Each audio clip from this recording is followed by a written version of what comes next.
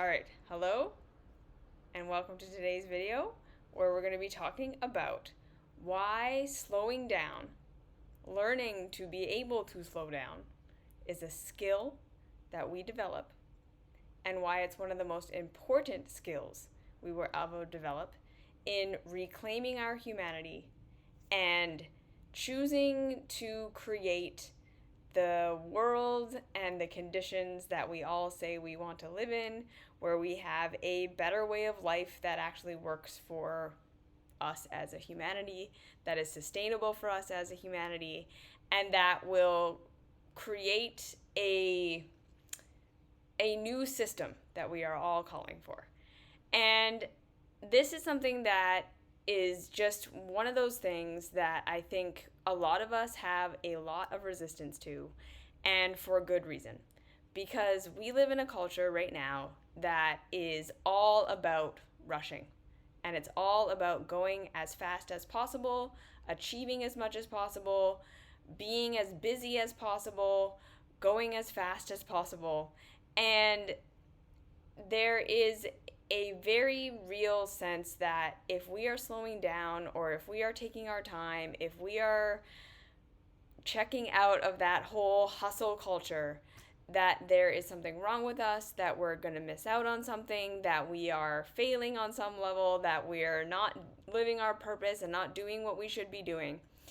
And even in the self-help, spirituality, and personal growth world, I have noticed and witnessed that there is a lot of talk around this idea of slowing down and connecting with ourselves and doing all of this, but there can be a sense of the reason that you do that, the reason that you slow down, the reason that you take time to connect with yourself, the reason that you do this work in reclaiming your humanity and slowing down is so that you can be more productive, is so that you can be more clear on what your purpose is, and so that you can offer more to the world. And it's still sort of couched and framed within this idea that it's about increasing productivity, it's about increasing output, it's about becoming more, and that slowing down process is how you're going to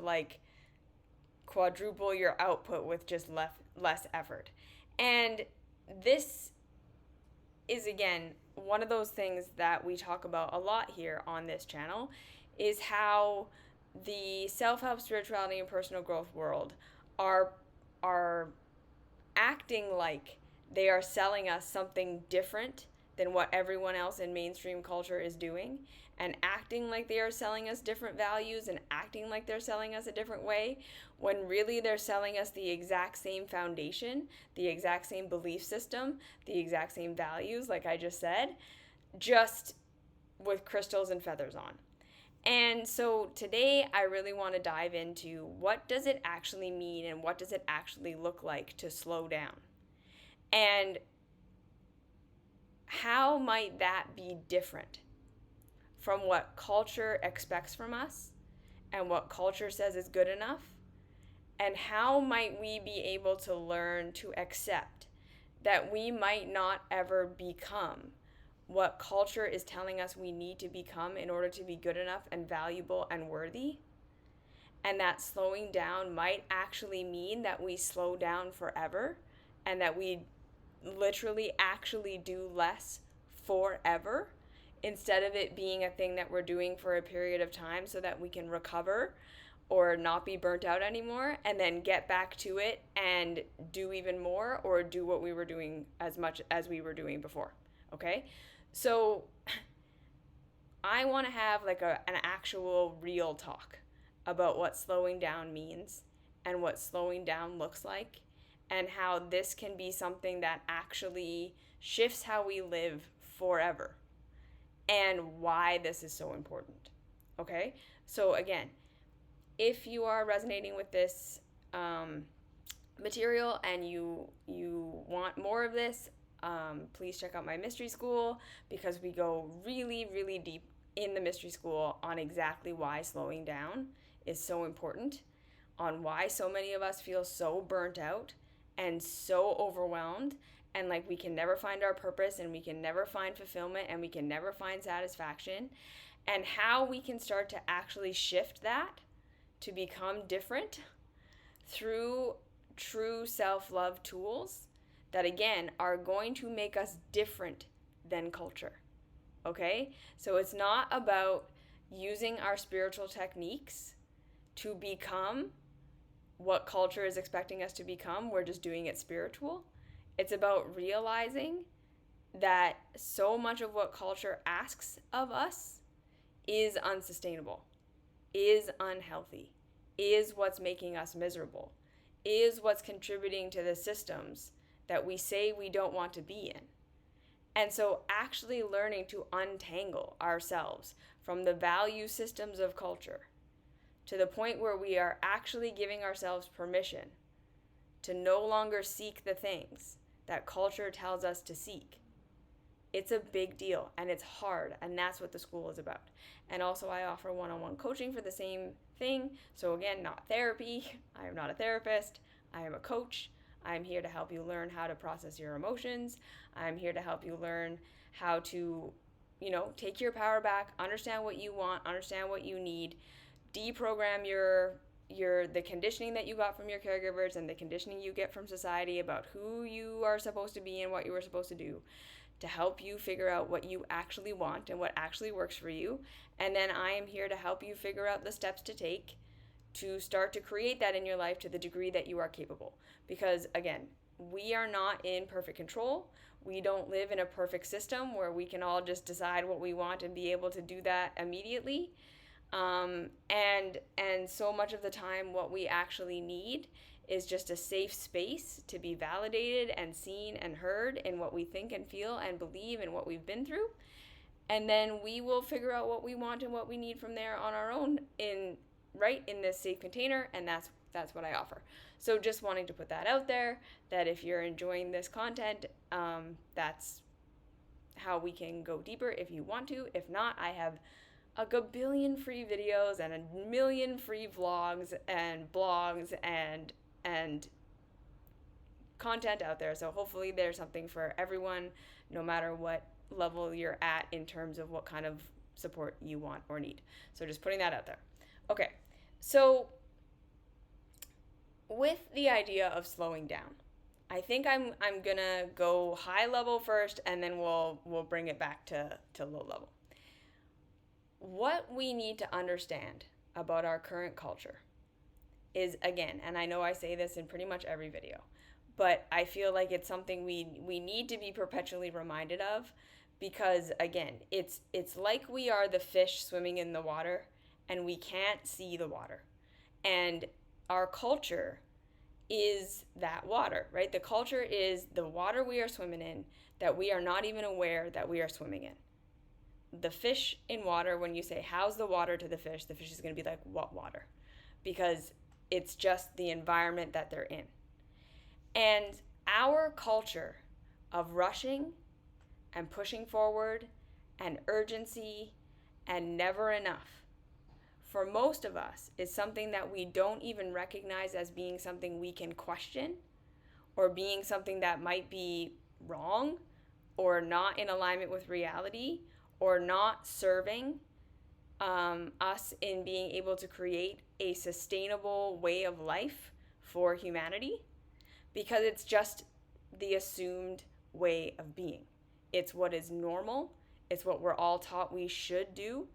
And we are conditioned and programmed to believe that accomplishment and what we do and what we offer is what our value is what makes us worthy of having support, of having love, of having resources, of having safety, of having all of these things that we need in order to feel good in life. Okay? So our culture says that life is only valuable to the degree that it feeds or supports our systems of hyperconsumption and hyperproduction. That's the water that we're swimming in. Life is only valuable to the degree that it serves the systems of hyperconsumption and hyperproduction. And so when we can take a step back and really say, okay, high level, that's what we're dealing with. The indoctrination is your life only has value to the degree that it serves the system. We can start to walk back where we might be in our state of never being able to slow down, never feeling good enough, never feeling secure, always feeling like we're walking on eggshells or like the floor is going to fall out from under us.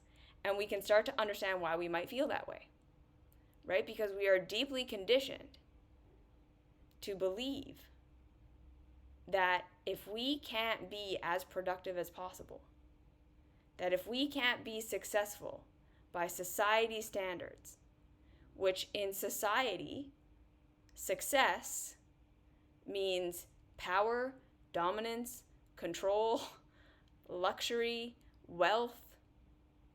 If we can't be successful by society standards, that we are not worthy of having safety and provision. Yeah? We live in a culture that literally says people who are not valued by the system deserve to not have their needs met. We live in a culture that says if you don't pull yourself up by your bootstraps, if you don't work hard and commit yourself to being and doing what culture expects you to do, you should expect that you're going to be poor, that you should expect that you're going to be unsafe, that you should expect that you're going to be unloved and unappreciated, and no one is going to want to be with you, and that you will then be alone forever. Okay? And then we live in a culture that continues to perpetuate this fear that we are going to be cut off from the supply that we need in order to live, and that we are going to be cut off from one another and community and connection, which are, right, the two things that make us feel safe. I know I'm going to get my needs met, physical, mental, emotional, and I know I'm going to have connection to other people. These are the two things that make us feel safe and that make us feel secure. And we live in a culture that is constantly making sure that we feel like we're not going to have that, right? That we have to be constantly producing and constantly up with the trends and constantly outputting and constantly running on the treadmill in order to be worthy of provision and love and safety and connection. In order to be worthy of these things, in order to earn these things. And then at the same time, we live in a hyper-individualist culture that teaches us to deny our emotions, to deny our bodies, to hate and fear and reject one another when we have differences of opinion or when we have differences of experience, to see each other as other, right? To live in nuclear families instead of in community, to see each other as competition, to assume that everyone is either helping you get your need met or against you getting your needs met. And we don't work together, and we don't see each other as community, and we don't see each other as family. We see each other as stepping stones or competition. So we're constantly pushed to this state by culture itself to feel like we aren't going to get our needs met, to feel like we aren't going to be connected, so we don't feel safe. And then we are told that the reason we feel that way, the reason we feel insecure, the reason we're not getting our needs met, the reason we don't feel safe, the reason we don't feel good is because there's something wrong with us, because we're broken, because we're unworthy on some level, because we haven't achieved this or that thing. And so then we're on this constant, like I say, hamster wheel, this constant treadmill of self-improvement and personal growth and trying to climb the corporate ladder. Like literally, you can be the most spiritual, I'm trying to, ascend my Kundalini energy and never feeling like we're spiritual enough and never feeling like we're mature enough and never feeling like we're self-loving enough and never feeling like we're growing enough. And we blame our lack of feeling safe and our lack of feeling connected on that. Or the most secular, right? I don't have the right clothes, I don't have the right job, I don't have enough money, I'm not popular enough, I don't have enough followers on social media. And that's the reason I constantly feel like I need to be pushing and forcing and growing and doing more. But either way, it's all the same root. I don't feel safe. I don't feel like I'm going to get my needs met. I don't feel like I'm going to have connection to community. And the world is telling me that I am constantly failing at what I need to be and what I need to do in order to have access to those things. And then we have this dichotomy of there are lots and lots and lots and lots and lots of people in our culture who really truly do have enough. We actually do have enough to pay for food, to pay for our house, to pay for clothes, to have a relatively good life.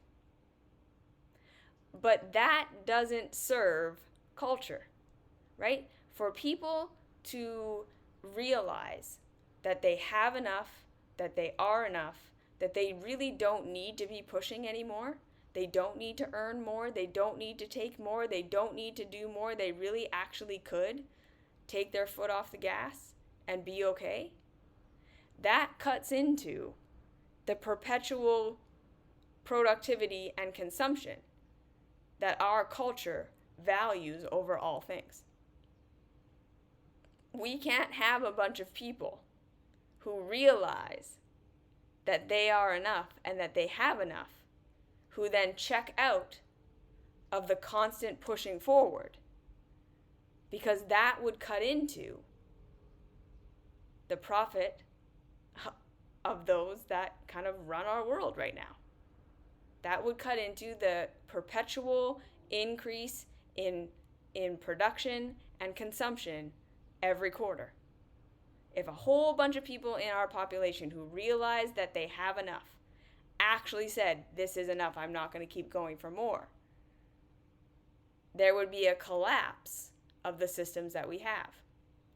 And there would be a whole bunch of people who then had a whole bunch of time to actually look at the system, to consider what is and isn't working, to think about things, to question things, to challenge things.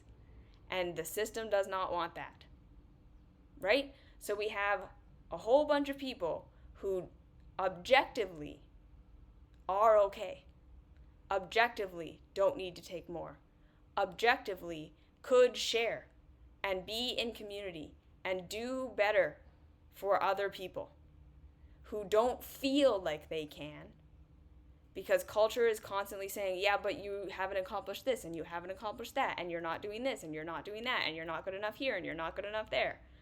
And the constant fear that everything is going to go away and the constant feeling of being disconnected and being isolated that is triggering us into constantly feeling unsafe and like we're not okay is pushing us into that state of perpetual urgency that many of us don't even recognize is a lie. We all feel like we're right on the brink of our lives falling apart.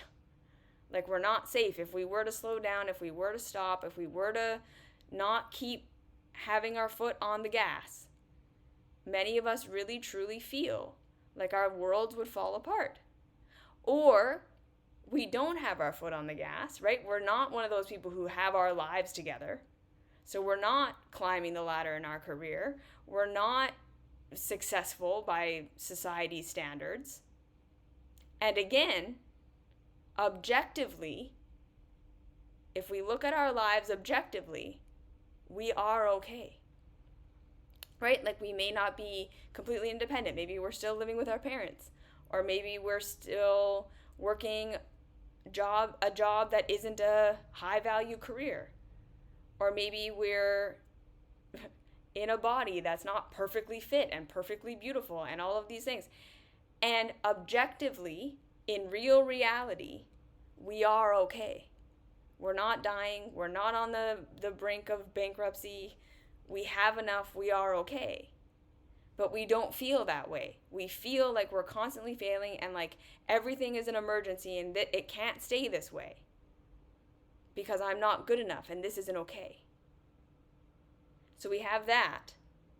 And then on the flip side, we have a bunch of people who genuinely actually don't have enough, who truly are not making enough money through their day's work to have a sustainable way of life, who are perpetually targeted by the system, who are not supported, who are, chronically ill or mentally ill or in some way can't contribute to the system in a way that the system values. And then they are exploited.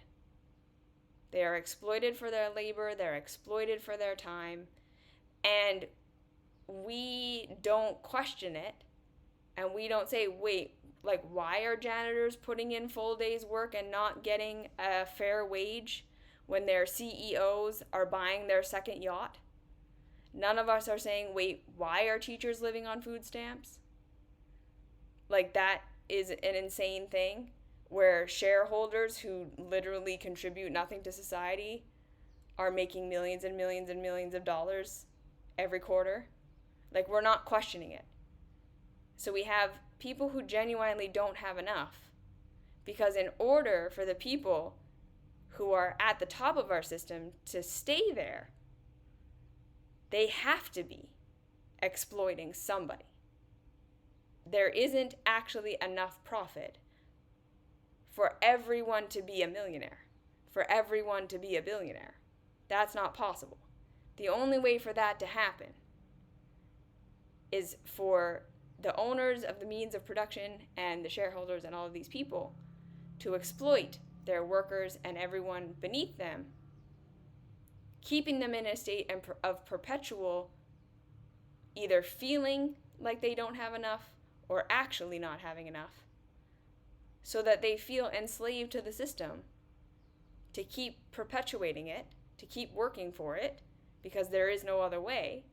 And then again, right, the people in the middle who really objectively do have enough and could slow down are forced into this perpetual state of, yeah, but it's still not enough. You're still not enough. It's still not enough.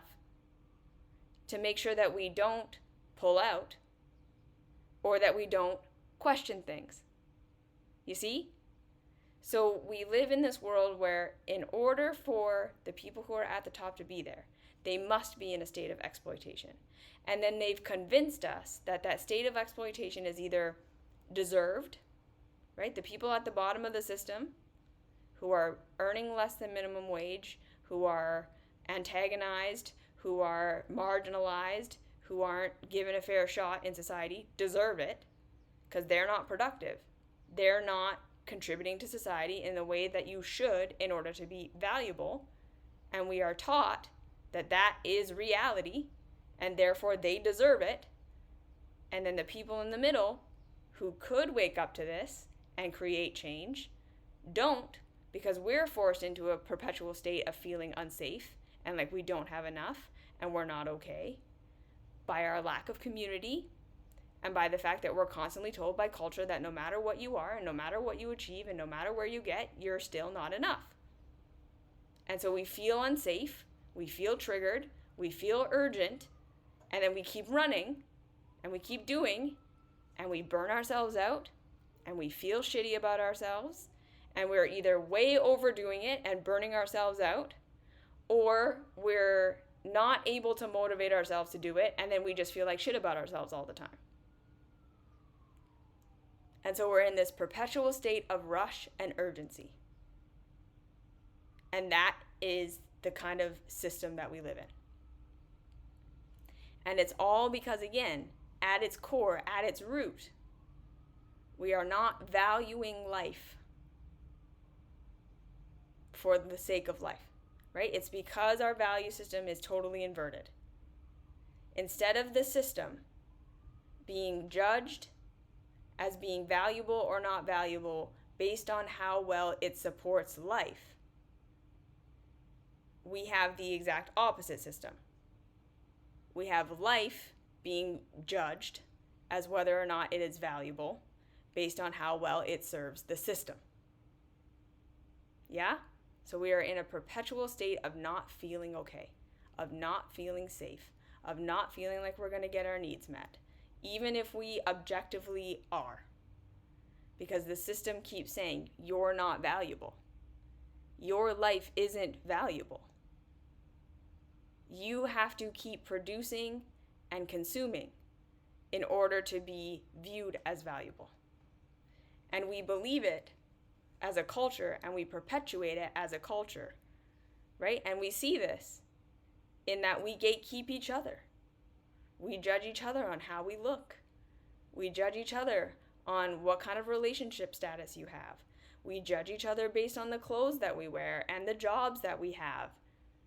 And we perpetuate the exact same mindsets that are making us feel deeply unsafe and like shit about ourselves without even realizing it. We're that fish in water. So that's what's happening, right? So we're in a constant state of rush and of urgency because we don't feel safe, because we live in a culture, yeah, that is not set up to support us. It's set up to support continual profit, continual growth of consumption and production at the cost of everything else. Okay. So when I talk about learning to slow down, this is usually one of the hardest things any of us are going to learn to do. And our nervous systems are going to freak out, and our bodies are going to freak out, and our minds are going to freak out. Because it's taking us away from the cultural mindsets and the foundations of what we believe to be true about reality. And for a while, for many of us, slowing down is literally going to feel like a death sentence. It's actually going to feel like we are not going to be okay, like we are going to die, like we are never going to have what we need ever again. And there's going to be a sense of like deep emergency with this idea of slowing down. Because our bodies and our nervous systems and our brains are so entrained into this system of I am only going to be safe if I can produce and consume at the rate that culture tells me to. Because most of us even learned this in our childhoods, right?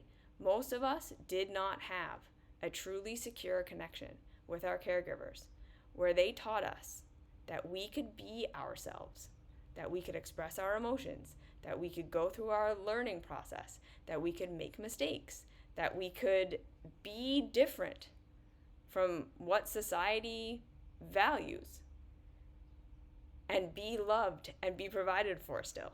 Most of us didn't get that, right? Most of us had caregivers who projected culture onto us because they were deeply entrenched in that culture, right? Caregivers who were burnt out themselves, who were being exploited themselves, and who were not able to provide a safe place for us, who were not able to provide food, shelter, and provision, no matter how hard they tried. And that gave us a deep sense of insecurity. Not because they were bad people or not because they weren't trying or anything like this, but we got that imprint. Or we were raised in a way where we had our physical needs met, but there was a constant sense of rejection or abandonment or not being loved, not being supported in who we were, because our caregivers were either like emotionally abusive or they weren't able to be emotionally present for us, or they were wrapped up again in the fear that we might be something we shouldn't be, that we might not turn into the people we need to turn into in order to be good enough in society. And so we were literally rejected by our caregivers for the same things that they were rejected by, or for the same things that they were conditioned to reject in other people, right? So you're not allowed to be loud. You're not allowed to be introverted. You have to go for this kind of career. You have to be this kind of person. So like from the very beginning, we were conditioned that you're not going to be safe unless you measure up. You're not going to be okay unless you do what culture tells you to do. So in our childhoods, culture was our family. And then it was our peer groups. And then it was our working environment, right? School, and then work. And so culture has expanded.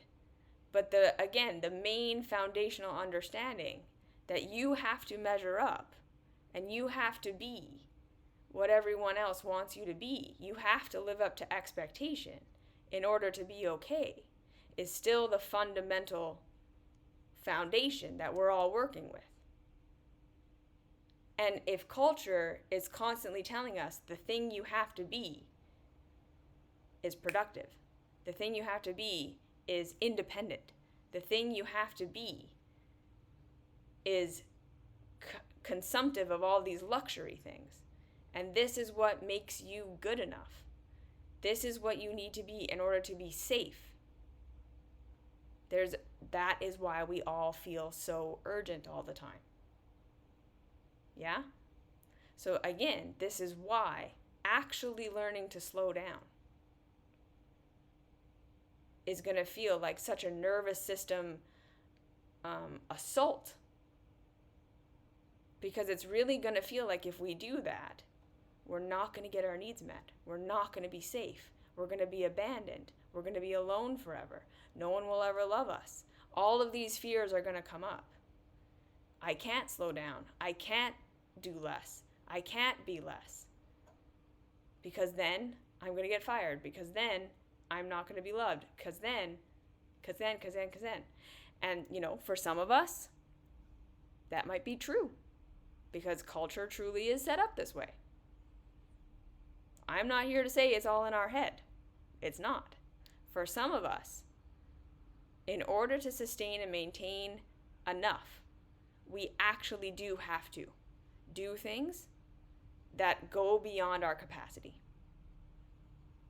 We live in a perpetual state of being burnt out because society is not set up to support us. If you're chronically ill, if you're mentally ill, if you were not able to go to university, if you were born into a situation where you didn't have all the, luxuries of developed society, chances are life is harder for you than other people.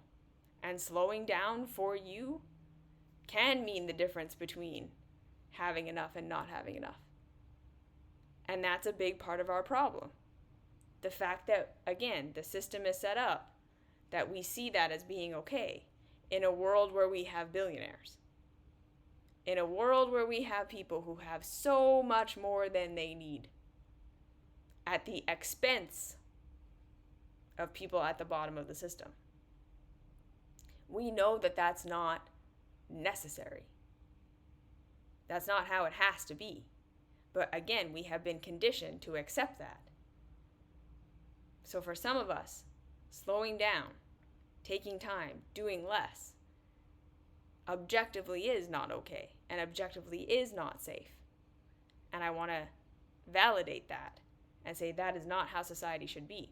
And so again, these videos are more for the people who are in the middle, who do objectively have enough, who objectively don't need more.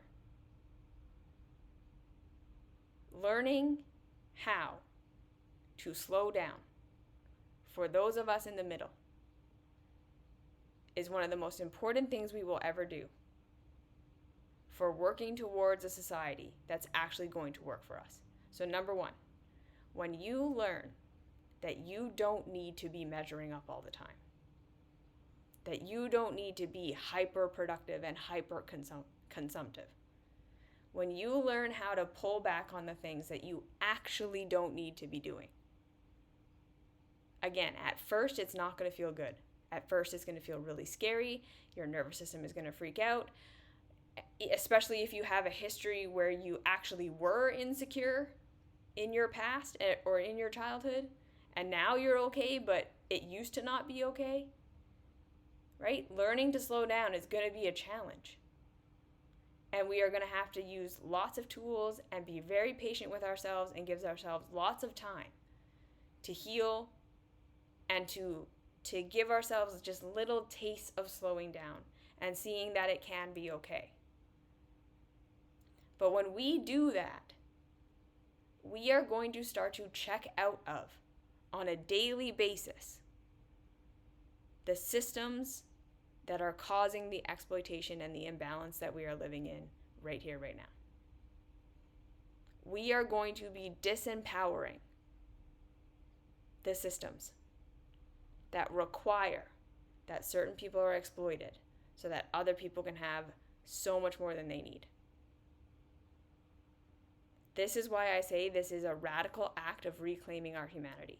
So again, not only are we going to be nourishing ourselves, we are going to start to realize where so much of that pressure that we feel and that burnout that we experience and the illnesses we have in our bodies and the stress and the can't sleep and the digestive issues, and many of these things can be rooted to chronic stress, chronic output that is more than we need to be outputting, doing more than is actually necessary to keep ourselves alive and well,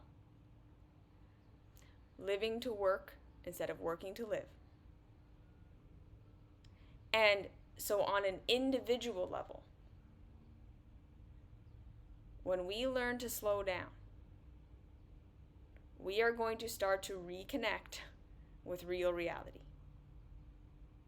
We're going to start to break out of that matrix that tells us the reason we feel like shit is because we're not enough, because we're not doing enough, we're not thin enough, we're not productive enough, we're not this and that.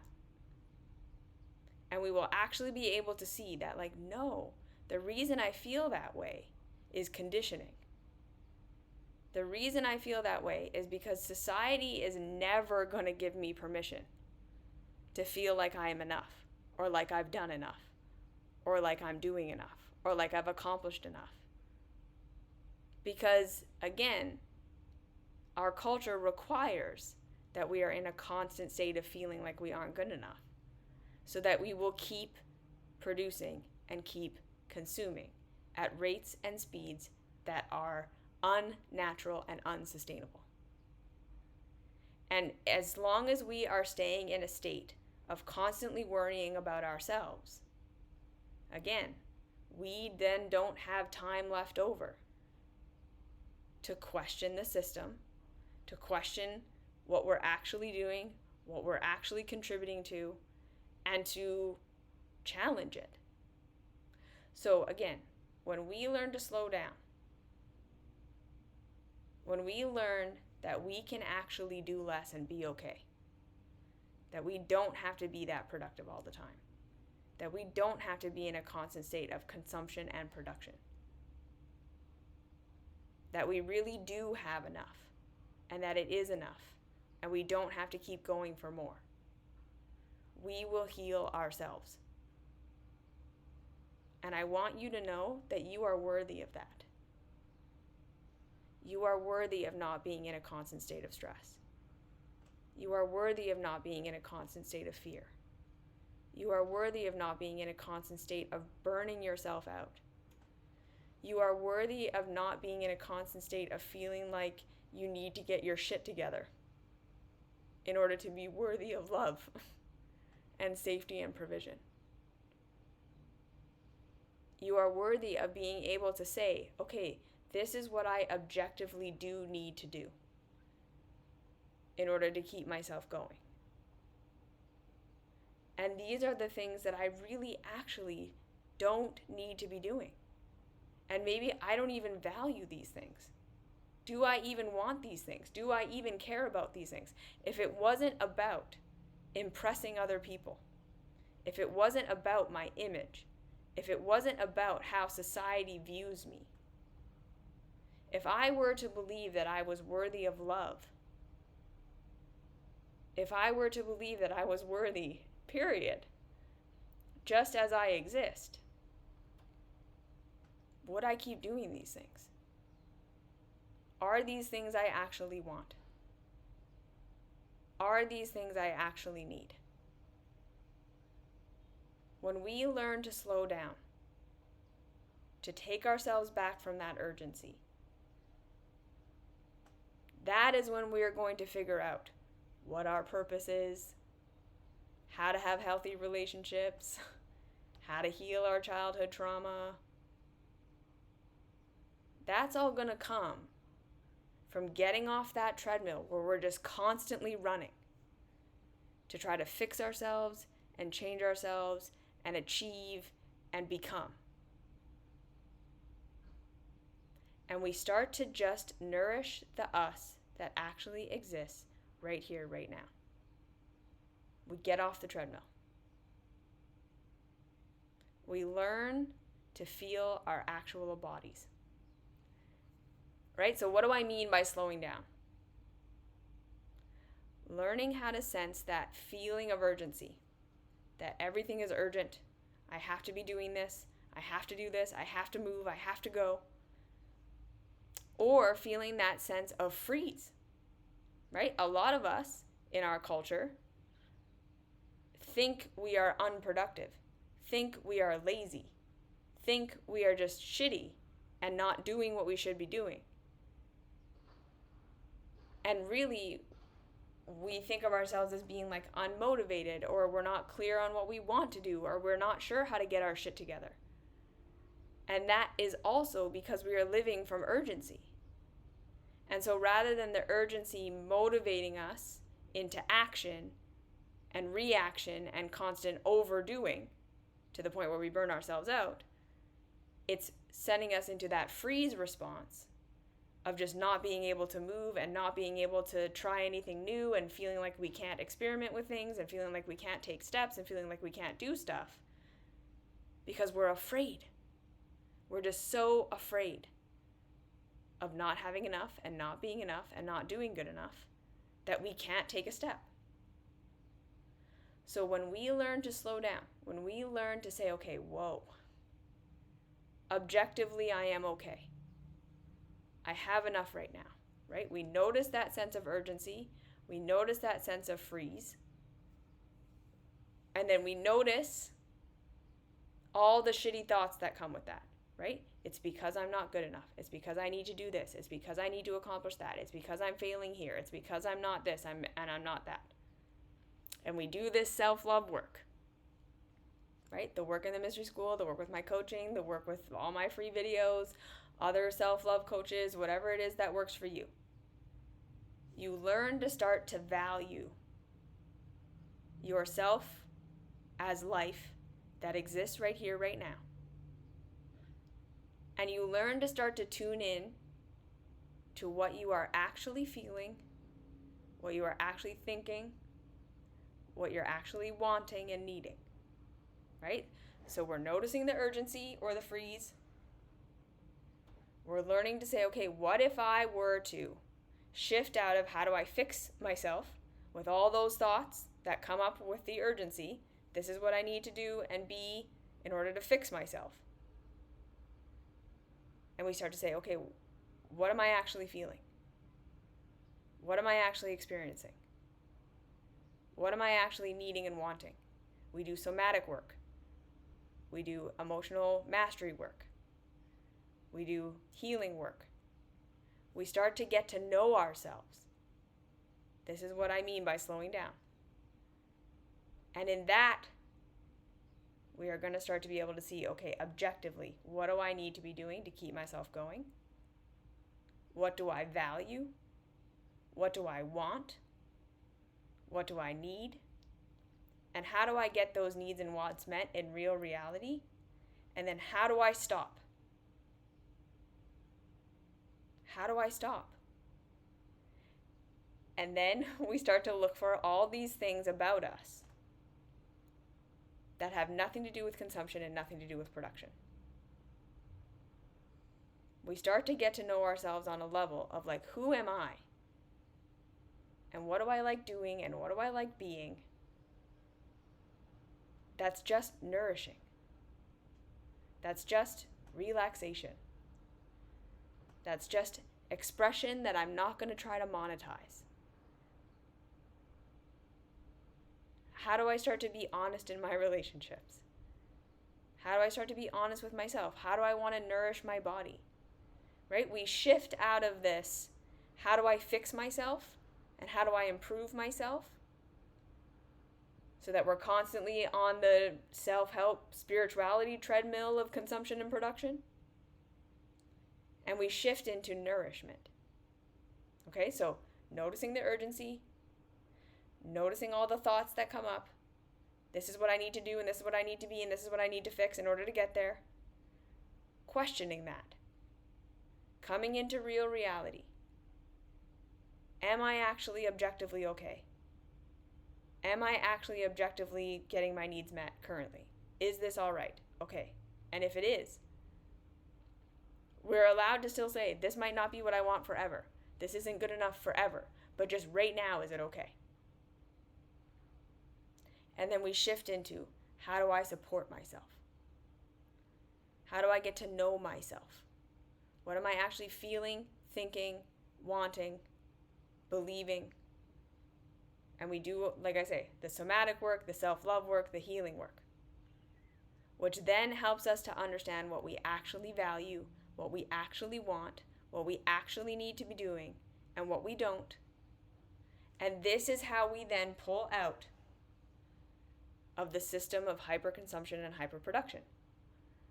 Because when we really connect to ourselves, we're going to realize there are a lot of things we don't need to be participating in. We don't need to be buying a new wardrobe every season. We don't need to be working harder. We don't need to have the bigger house. We don't need to be building the bigger social media following.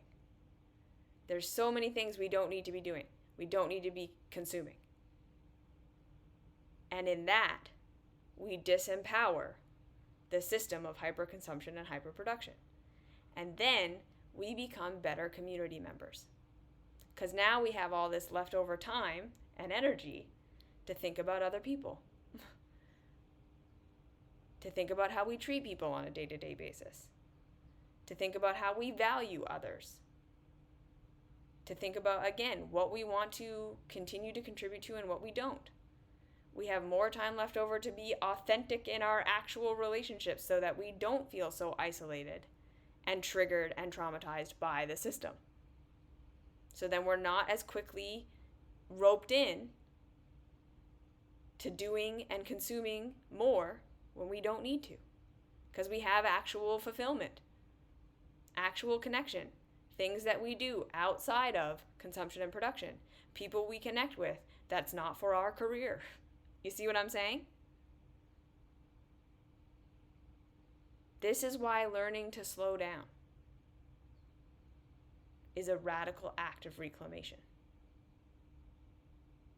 This is why learning to slow down is how we are going to change society. And learning to slow down in a way where it's not about you're slowing down so that you can become more productive, but slowing down in a way where you can actually get to know yourself, where you can actually get to know what you actually do need to be doing and actually don't need to be doing to keep yourself safe and alive in our culture. How to heal from that burnout, right? Like, this is how we heal from burnout. We realize what is objectively enough. We stop doing the things we don't need to be doing.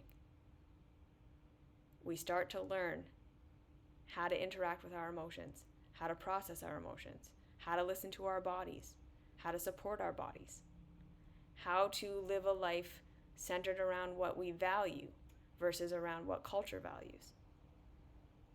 And then we don't go back to the old system. We start to become a part of the new system. The new system that says life is what has value. So how do my day-to-day choices, my moment-to-moment choices, honor and serve my own capacity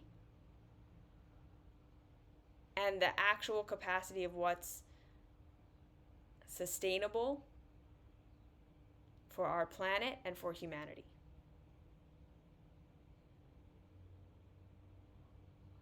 We start to ask ourselves these questions. And then we're going to look weird. And we're going to be different. And we're not going to be successful by the standards of society. And we are going to have to demonstrate that it's okay to not be successful by the standards of society. Right? We can't preach it. Like, I know I'm sitting up here preaching it, but we have to live it. Because that's our impact, right? We really start to understand that our impact isn't the things that we say, and it's not the things that we tell people. It's the day-to-day choices that we make based on what we have access to and what we can do. When we are living our enough, when we are living for valuing life versus valuing the system, and then we are making our choices from there. And we are making where we are and what we are doing good enough. If it is objectively good enough. That is our impact. That is how we vote for a new system. We live it. We demonstrate. We create it. One day and one step at a time. So I want to remind you again, your impact is your day-to-day life. Your impact is your day-to-day life. It's not your book. It's not when you're perfectly healed and everything is perfect about you. It's not your job. It's not your kids. It's not your body. It's your day-to-day lived choices. How are you valuing life? How are you serving a system that says life is what matters? So how do we build a system around that versus the system is what matters? And how do we fit life into that? Slowing down, connecting to your body, connecting to your emotions, allowing yourself to go through that healing process so that you can deconstruct culture, so that you can start to see what you actually value, what actually matters, what you need, what you don't. You heal yourself, and then you become someone who changes society. Okay? So hopefully that was helpful, clarifying. Let me know if you have any questions, comments, concerns. I'd love to hear from you. And again, this is complex and it's different for all of us. What is enough for all of us is different for all of us. That's why I'm not going to sit up here and say, this is what you should do and this is what you should value and this is how your life should look. It's different for all of us. There is no one way. Each of us have a different level of what is enough. And we live in a culture, again, that is so hyper-individualistic that it makes it challenging for us a lot of the time to do what's truly sustainable. So we do our best. Okay? This is not about perfection. This is not about martyring yourself. This is not about going without. Enough is enough. Okay? I don't mean sacrifice yourself. I mean sustainable. Because sacrificing yourself isn't sustainable. So when you're sacrificing yourself to the system, that's not sustainable either. Overdoing it isn't sustainable. Okay? Okay. So thank you for listening. Thanks for watching. Come join the mystery school. Contact me for coaching if you want more.